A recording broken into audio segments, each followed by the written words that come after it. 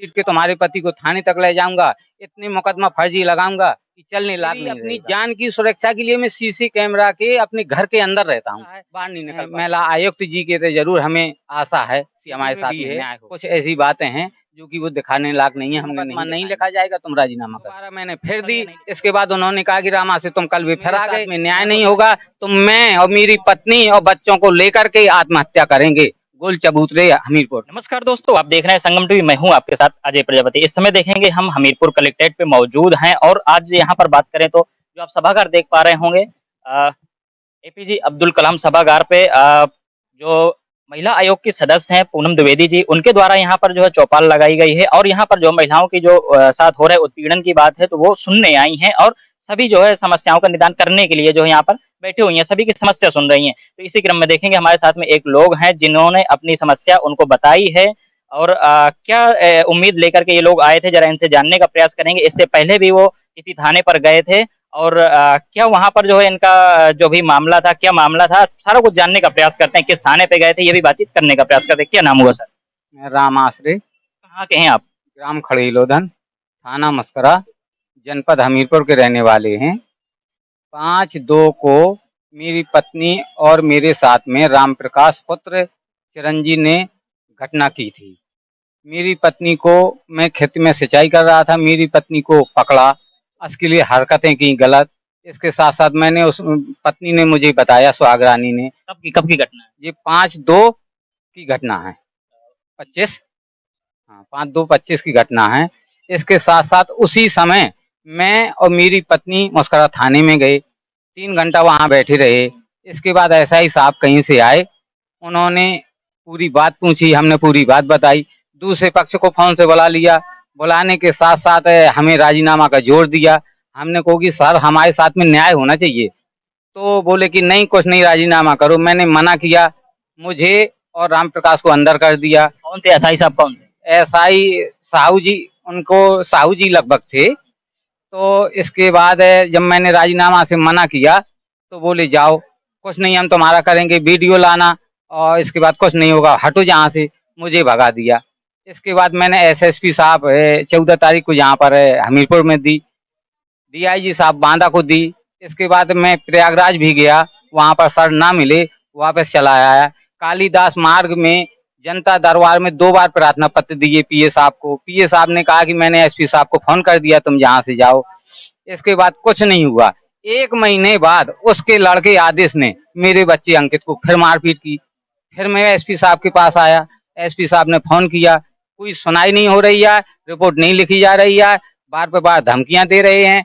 SO साहब हमारे घर में आए, मैं सीसी कैमरा लगाया था, मेरी पत्नी को इतनी दूर लगा गए कि वहाँ फिर इन्होंने गाली गलौज की कि तू रंडी है, ये है, वो है, भद्दी भद्दी बुरी बुरी गालियां की। मतलब सीसीटीवी कैमरे से आपको दूर लेगा ताकि कोई रिकॉर्डिंग ऐसी ना हो? रिकॉर्डिंग ना हो पाए। मैंने उसकी सीडी भी बनवाई है, तो उसमें सीडी में ये बात नहीं आ रही है, क्योंकि ठेला बस की आवाज की वजह से धीमी धीमी, पत्नी से पूछो, बुरी बुरी गालियां दी एसओ साहब ने स्वयं दी। और बोले कहा कि मैं यहीं रहूंगा और जहाँ से घसीट के तुम्हारे पति को थाने तक ले जाऊंगा, इतने मुकदमा फर्जी लगाऊंगा कि चलने लायक नहीं रहेगा।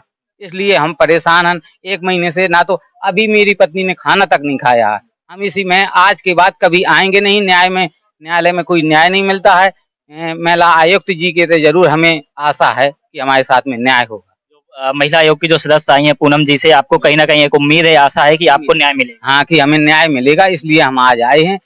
हमने देखा आपने मोबाइल के माध्यम से जो है उनको वीडियो भी दिखाया है। वीडियो में क्या था? वीडियो में इनको नंगा धुरंगा किया है, सारी आड़ी उन्होंने खींची है, ये था। और बाकी जो अंदर की वीडियो थी वो हमने उनको पूरी दिखा दी है, और सीडी में भी है। कुछ ऐसी बातें हैं जो कि वो दिखाने लायक नहीं है, हमने नहीं दिखाई। अच्छा, आप थाने गए थे तो वहाँ वीडियो की मांग कर रहे थे कि आपका मामला फर्जी, आप पहले वीडियो लाइए। हाँ, वीडियो लाइए, और नहीं तो हम मुकदमा ना लिखेंगे। अगर वीडियो नहीं होता तो मुकदमा नहीं लिखते। और मैंने वीडियो के लिए कहा कि वीडियो में तुम्हारे व्हाट्सएप में डाल रहा हूँ, बोले कुछ नहीं, मुकदमा नहीं लिखा जाएगा, तुम राजीनामा करो।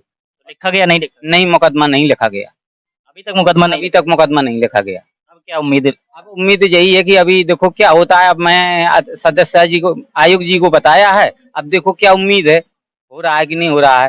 फर्जी मुकदमा मुझी को लगा रहे हैं, और कई बार इन्होंने फर्जी मुकदमा लगाई। मैंने यही कहा कि उनको बुलाइए, मुझे बुलाइए, और और लगातार दोनों को पट्टे मारिए। अगर मैं गलत हूँगा बोल दूंगा और ये गलत होगा बोल देगा, बोले ये कुछ नहीं, कोर्ट जाओ। जो दूसरा पक्ष है क्या माफिया है, डॉन है क्या है? नहीं, वो उनके परिवार के 10-12 ठिया मास्टर हैं, बहुत बड़े आदमी हैं, उनकी बीजेपी से पकड़ ही है, ये शोर से पास बढ़ा करके कुछ नहीं होता मेरा।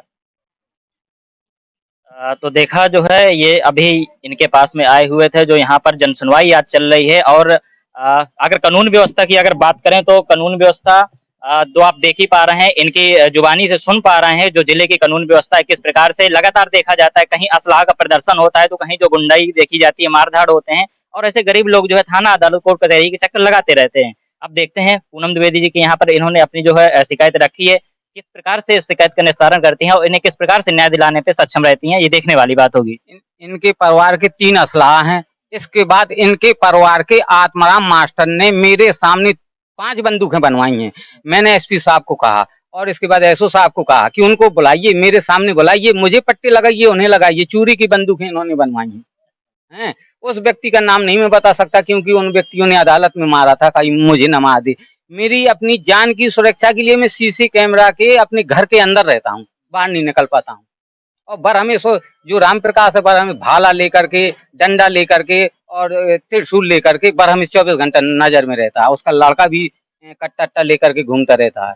हमीरपुर जिले की चरमराई कानून व्यवस्था की जो इनकी जुबानी आपने सुनी, तो ये जो है तस्वीरें हैं इनके पास में जो बयां कर रही हैं।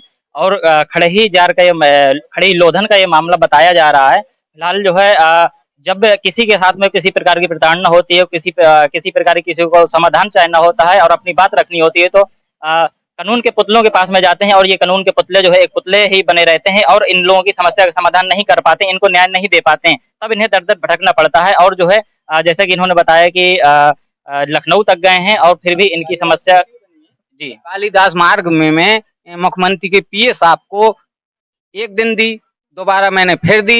इसके बाद उन्होंने कहा कि रामा से तुम कल भी फिर आ गए। मैं को सर जब तक न्याय नहीं मिलेगा मैं यहीं पर रहूंगा। तो बोले एसपी साहब को फोन कर दिया, घर जाओ। मैं घर भाग आया। एसपी साहब का फोन आया था आपको? नहीं, कुछ नहीं, ना एसपी साहब का, ना कोई पुलिस वाले का, कुछ नहीं, किसी का फोन नहीं आया। एसआई साहब ने जरूर कहा था कि आ जाओ थाने में, अब हम रिपोर्ट लिख लेंगे। तो वही बात थी, जब मैंने वहाँ जानकारी की, गुप्त में जानकारी की, तो बोले राजीनामा या तुम्हें मुकदमा लिखेगा। इसलिए मैं डरता हूँ और अगर मेरे साथ में न्याय नहीं होगा तो मैं और मेरी पत्नी और बच्चों को लेकर के आत्महत्या करेंगे गोल चबूतरे हमीरपुर में।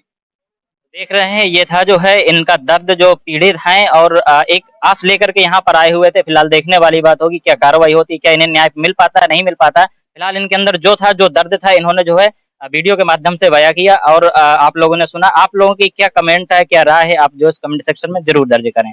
अजय प्रजापति, संगम टीवी, हमीरपुर।